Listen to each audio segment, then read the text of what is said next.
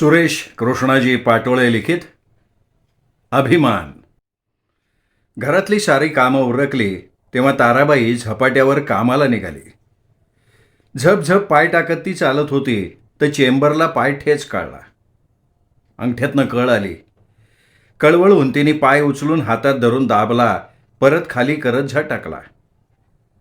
शशी दादाच्या दारावरून जायचं मनात असताना पायातली कळ मनात दाबत पटकन उजव्या बोळीत घुसली आणि पुढे गेली तर शशी दादा कंबरेवर हात देऊन तिच्या समोर उभा राहिला. त्याला बघून ताराबाईने पदर सावरला, डोक्यावर घेतला. कामाव चालले, चेंबरला टॅच काढली, आईचं दूधच आठवलं दादा, असं तिने अंगठ्याकडे बघत त्याला अंगठा दाखवला तर त्याच्या डोळ्यातला लालसरपणा त्या अंगठ्यावर जमा झाला होता. मनात अंगठ्याच्या चुरचुरीवर फुंकर मारल्यासारखी ती म्हणाली, चांगलंच राखताळले. कशी काय ठेच काढले कळलंच नाही हो दादा. ठेच लागले बिगर आईची आठवण येणारच नाही ना तुम्हाला वाकायला. खरंय तुमचं. काय खरंय? ठेच लागली की आई आठवतीच की. पोराला बरं वाटलं का तुझे? होय, आई लाखाईने खडखडीत केले माझ्या पोराला, असं म्हणत तिने हात जोडले. माझ्या दारावरनं जायला नको म्हणून तोंड लपवून हेकून निघाली का तू? तोंड का म्हणून लपवायचं? दाताड इचकून मलाच विचारती का? अहो दादा, कामावर जायला उशीर होतोय मला म्हणून. लय निमित्त नाही सांगायची. शेताचं बी पैसे मिळाले तसं आलंय माझ्या कानावर. ताराबाई खुदकन हसली आणि हसत तिने विचारलं, कोण म्हणलं तुम्हाला? नोटाचा बंडल काही चोरून आणला काय मग? ताराबाईला भोवया उंचावत शशीदादाने विचारलं. त्याचं बोलणं उलगडलं नाही तिला. दादाव इथं हाताव मारायला पैसा नावरा नोटा मोजतोय. मी म्हणतो किती खोटं बोलायचं तारे. आईला समद दिसते. तुला तिची वटी भरावी लागन, मला पोशाख घ्यावा लागन म्हणून खोटं नाटं बोलती का तू? दादा, मला कामावर जायला येळ होतोय. खरं बोलल्यावर धाडसच व्हायचं नाही ना नदरला नदर बेडवायचं. चट आई बघून घेईन, असं म्हणून त्याने अडवलेला रस्ता सोडला. दादा, नडीत नड या पुनवला भरीन वटी, तिने गळ्याला हात लावत सांगितलं. आना घेऊन वत नाही. कवा कुठं नडवीन ते कळून बी येणार नाही. देवा मोर मापी नसती. ताराबाई शशीबरोबर बोलत उभी होती. छाजाबाई तिच्या दारात खिळा ठोकून ऐकत बसली होती. नेमकं ते ताराबाईंनी बघितलं आणि पाय उचलले तेव्हा शशीदादानं भरलेला कपाळावरचा मळवट आणखीन लाल भडक झाला. त्याच रागात त्यांनी उंच आवाजात म्हटलं, माझी देवी काय बेकाराच्या बेकाऊ जगत नाही, कळलं का? बरोबर माझी देवी हेच का दावन तुला. शशीदादा हातवारे करून बोलत होता, पण ते ऐकायच्या आत ती उजव्या बोळात शिरून शशीच्या नजरेआड झाली. संभाजी दारूच्या गुत्त्यात घुसला होता. 2-3 जण गुत्त्यात पीत बसले होते. संभाजी उपलानी बसत पंटरला म्हणाला, लय उघड दे रो बारके. वय, आज उशीर केला. हा वाईच कामत होतो, दे एक बाटली दे आपल्याला, असं म्हणून तो जमिनीवर टेकला. बराच वेळ बसला, पण बारक्या काही त्याला दारू देईना. काय माल संपलाय काय? माल दिला तर माल मिळन. म्हणजे वाहतूक करणाऱ्याने अजून माल दिलाच नाही वे? गुत्त्याचा मालक असल्यासारखं संभाजीनं ऐटीत विचारलं. त्यावर पंटर हात करत म्हणला, मस 2 कॅन्ड 5 फुगं पाडलेत. मग माल दिला तर माल मिळन असं खोटा का मानला रे तू? हे बघे, 2 बाटल्याची उधारी आहे तुझ्याकडं. त्याचे काही 4-5 हजार आहेत का? नसते, पण मालकाला हिशोब द्यावा लागतोय मला. तसा संभाजी हसला. काही न बोलता खिशात हात घालून 100ची नोट त्याच्यासमोर धरली. चल घे, बाकीचे ठेव तुला. काय लाटरी बिटरी लागली का वाटत सापडलं? तुला काय काय नंद देणं रे? तुझे पैसे तुला मिळाले ना, बा झालं, चल. संभाजी हातवारे करत बोलला. पोरानं पैसे गल्ल्यात टाकले. 4 ग्लास पटापट डेचकीत ओतली. ग्लास आणि डेचकी संभाजी पुढे धरून खिजवल्यासारखं म्हणाला, घ्या की शेट. त्याच्या बोलण्यात 100 रुपयांनी बदल केल्यागत संभाजीला वाटलं. त्यांनी हसत हसत डेचकी आणि ग्लास घेतला. दारूचा वास नाकाला झोंबला.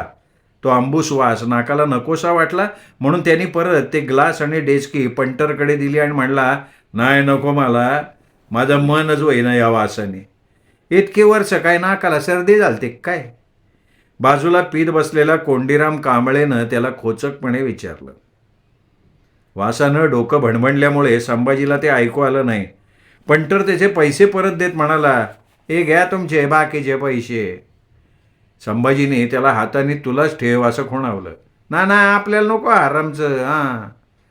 हरामचं नको हा शब्द जोर देत त्यांनी उच्चारला आणि त्याच जोराला मनाच्या जोरानं रेटा दिल्यासारखं संभाजीचं मन आतल्यात फडफडलं की माझं तरी कष्टाचं थोडंच आहे. आम्ही कष्टाची पेतो बर का, कोंडीराम हसून म्हणाला. त्यांनी संभाजीच्या मनातलं वाक्य पटकन उचललं असं संभाजीला वाटलं. ओठ एकावर एक दाबत आत ओढून संभाजी हसला. नाक जोरात फुसफुस केलं.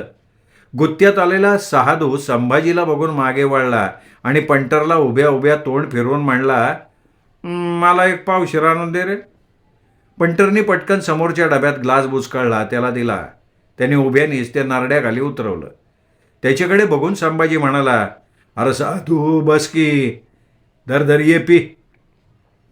कशाला बाबा तुझ्या तोंडाला लागायचं, पे तुझी तू. साधू हात झटकून बोलला आणि तोच झटकलेला हात संभाजीनं गपकन धरला आणि शहाण्यासारखा म्हणाला, अरे काय एवढं राग व्हायचे त्याच्यात, एका अवस्थेत राहायचं आणि वर काय राहायचं. नाही बरं नाही वहीर, सोडून दे.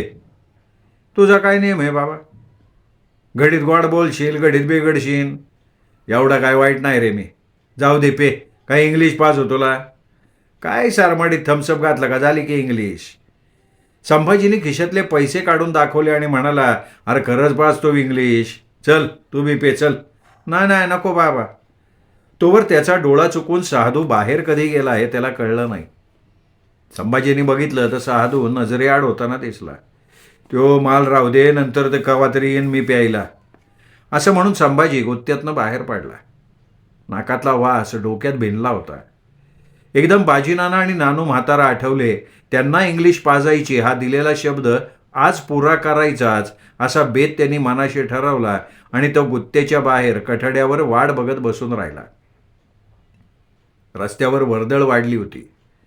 त्या वर्दळीच्या किलबिलाटानं रघूचं डोकं आणखीनच चिनबिन झालं होतं. त्याला शांत बसलेला बघून चाचा उठून त्याच्याजवळ आला. त्याच्या खांद्यावर हात ठेवायला गेला आणि एकदम मारुतीकडे वळत म्हणाला, नशीब उजळ्या बर का एकादमे का. मारुतीने मान हलवली आणि म्हणाला, वय की, समद्या तिळा तांदळाच्या गोष्टी असतात बाबा, त्याच्या नशिबात सटवीनी जे लिवलंय ते वाहणारच की. त्यावर भरत जवळ येत म्हणाला, मला वाटतच होतं आपला रघु एक ना एक दिसलंय मोठा वाहणार.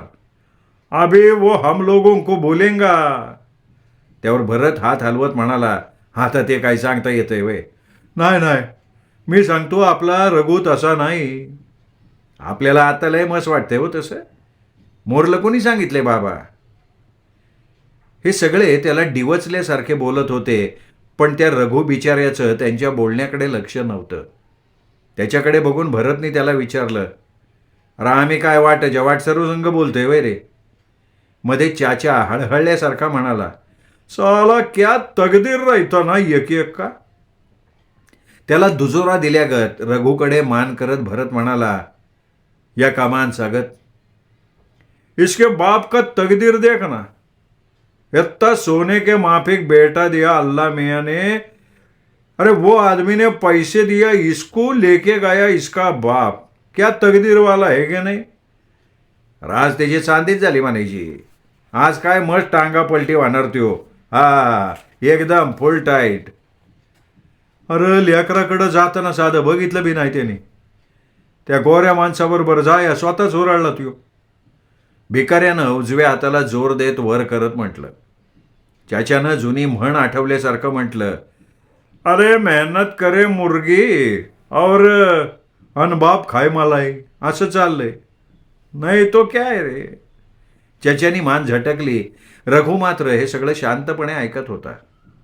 त्याच्या मनात काय चाललंय कळत नव्हतं. चाच्यानी रघुच्या खांद्यावर हात ठेवला आणि म्हणाला, गरीब का तकदीर यानी खेल है डोंबरी के जैसा, कभी क्या पलटे होंगा बोल नहीं सकता कोई. त्याचं हे वाक्य रघुच्या मनावर कोरल्यासारखं झालं. त्यात त्यांनी आवंढा गिळून सगळं मनात गिळलं आणि तो गप्प झाला. सूर्याची किरणं खिडकीतनं तोंडावर पडली तेव्हा सुप्रिया भानावर आल्यासारखी झाली. तिला काही सुचत नव्हतं. खुर्चीत भिंतीला डोकं टेकून ती शांत बसली होती. कंठ दाटून आला म्हणून तिने आवंढा गिळला, इतक्यात बेल वाजली. छातीत धडकी भरली, घशाला कोरड पडली. ती कोरड बेलच्या गतीनं आणखीन आटल्यासारखी झाली. तिने उठून पाणी घेतलं, पाण्याचा घोड घेतला, पण ते नरड्यात गच्च रुतायला लागलं. बेल वाजतच होती. फुलपात्र किचन ओट्यावर ठेवून ती हळूच दाराजवळ आली. व्ह्यू फाइंडरमधनं बघितलं तर बाहेर कोणीच दिसलं नाही. तिचं मन मनातच हल्ल्यासारखं झालं. मला भास का होत आहेत? मान झटकत ती सुस्कारली. तेवढ्यात परत बेल वाजली.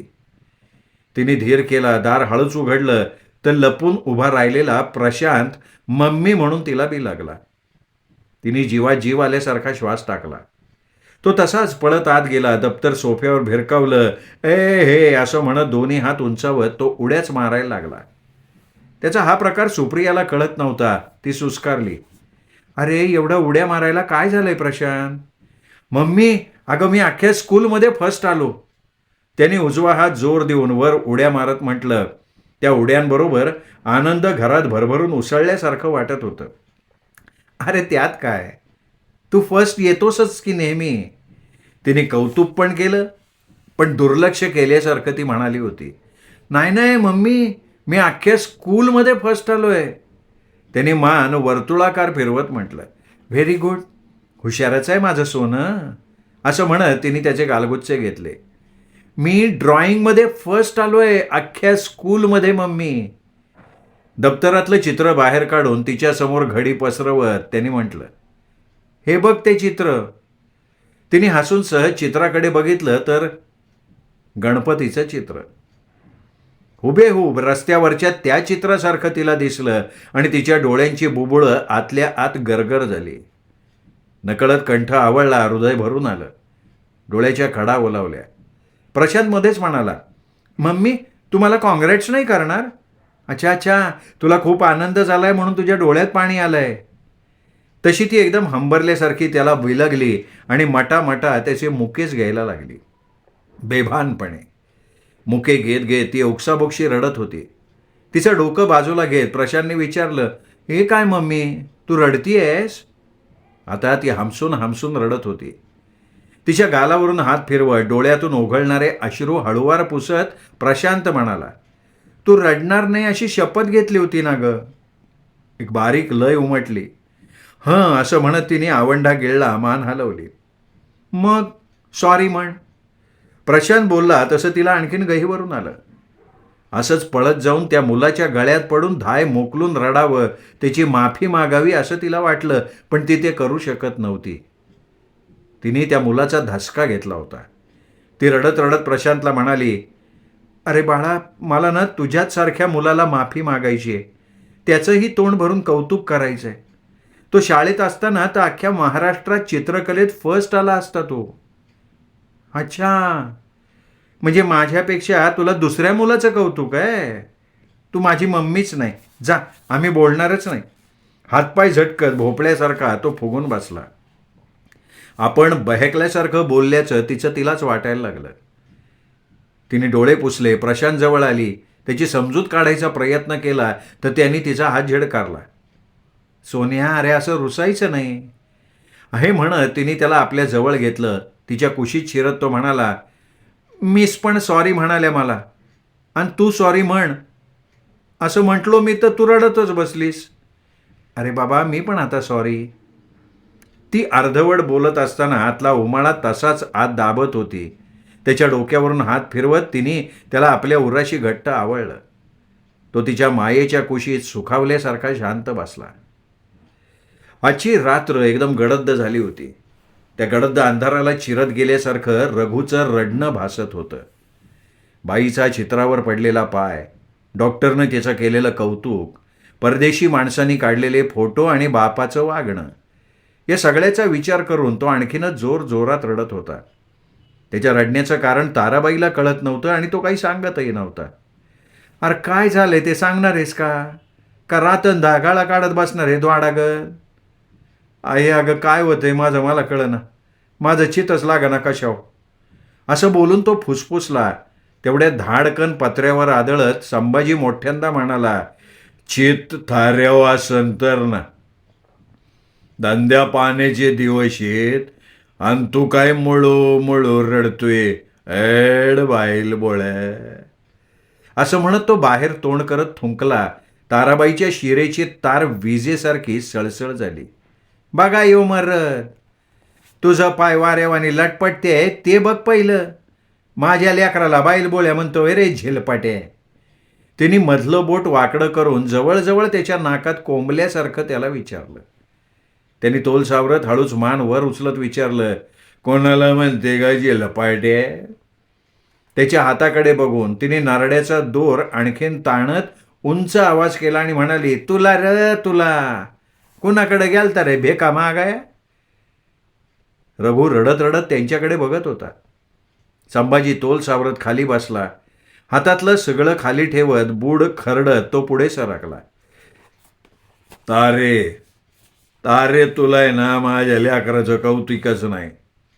वा, म्हणजे नक्की तुझंच आहे याची खात्री पटली म्हणायची आज तुला. तिने मान डोलवली.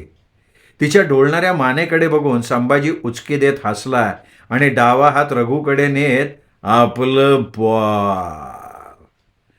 पण हात त्याच्या खांद्यावर पोचत नाहीये हे लक्षात येऊन ताम्रदारा असं म्हणत तो हातावर जोर देत बूड आणखीन खरडत पुढे सरकला. उजवा हात वर करत डाव्या हात खांद्यावर आपटत, मोठे लय मोठे आपलं पोरग लय मोठे. अरे गोरी साहेब कौतिक करतात त्याचं, आणि बावळे तुला लेकराचं काय नाही वे. उजव्या हाताचं पातं हलवत त्याने विचारलं, त्या हातावर मारत, मजी गोऱ्या साहेबापुढं हात पसरलं वे रे तू बेकाऱ्या? हेल काढत तिने विचारलं. बेकारी कोणाला म्हणते का? तुला म्हणते झेलपाटे. मी हात पसराय का हलका सालका आहे का? तर लय मोठा आहे तू, इमल्यावाला आहे ना तू. आईच मी इमल्यावाला. यो माझा साधा सुद्धा इमला नाही, कुतुब मिनार रे, कुतुब मिनार. ताजमहालापेक्षा बी लय मोठा आहे यो माझा इमला आहे. त्यांनी उजवा हात उंच करत म्हटलं. लय कौतिक करू सुटलाय फुकटचं. कौतिक करण्याजोगाचे. असं म्हणत त्यांनी रघुचा मुका घ्यायचा प्रयत्न केला. तसा भस्स करून दारूचा वास त्याच्या नाकाला झोंबला. रघुनी 2-3 वेळा नाकापुढनं हात हलवला. अरे बापा, कवर चालणार आहे हे? अरे तू आहेस की माझं बावन कशी स्वान. असं म्हणून हाताची बोटं जळवून ओठाला लावून आपल्या ओठावर चुंबत तो म्हणाला, बास बास कौतिक लय झालं. त्यो साहेबाचा इंग्लिश मूत सांडल जमिनीव. कशी सांडन? सांडन कशी? क्वार्टर रे शिलबंद. पहिलं काम कर, हे मटण बनव, तवर मी हिला फोडतो. तारे बाजी नाना मला लय हेनवायचा. त्याला म्हणलं होतं मी, तुला इंग्लिश पाजणार, पाजली आज या फाकडेने. त्याने उजवा हात जोरजोरात छातीवर दाणा दाणा आपटत सांगितलं. वय की आईजीच्या जीवाव बाईजी उदार. हा ना, ते नानू मात्र जाऊ दे, आमचं तुला काय सांगत बसलो मी. काय सांगू ना ग, इतके दिस पोरग गप गप आहे, त्याला का विचारलं काय होतंय काय होत नाही ते? ती तणतणली. तिच्याकडे बघून मान हलवत त्याने विचारलं, असं झालंय काय? तीच मान कर्र कर्र केल्यागत वळवत रघुकडे बघत, रघु काय झालं मला सांग तू, काय झालं मला सांग. मानेची हनवटी छातीवर आपटल्यासारखं त्याने विचारलं. आता विचार काळजीच्या द्वाडके. असं म्हणत तिने हाताची बोटं कडाकडा मोडली. विचारलं की आत्ताच. पोरग पार मराई झालंय आणि तुला दारू सुटना, कवर जीव घेणार रे तू? का आमचं सत्व बघतोय तू? ताराबाई आळपल्या तळपल्यागत बोलली. तशी त्यांनी मान गरकन फिरवली. आलं माझ्या ध्यानात आलं, मी इंग्लिश दारू पेलो हे तुला भगवाना. दर घे तू बी घे गोडभर. बस तुझ्या बोडक्याव बस गिळाय, म्हणजे जोर येईल तुला भांडाय. देवा कवा सुटल ते सुटू आम्ही यातून बाबा. तिने कपाळच बडवून घेतलं. रघुनी तिचा हात धरला आणि म्हणाला, आये लय तक ग करू ग.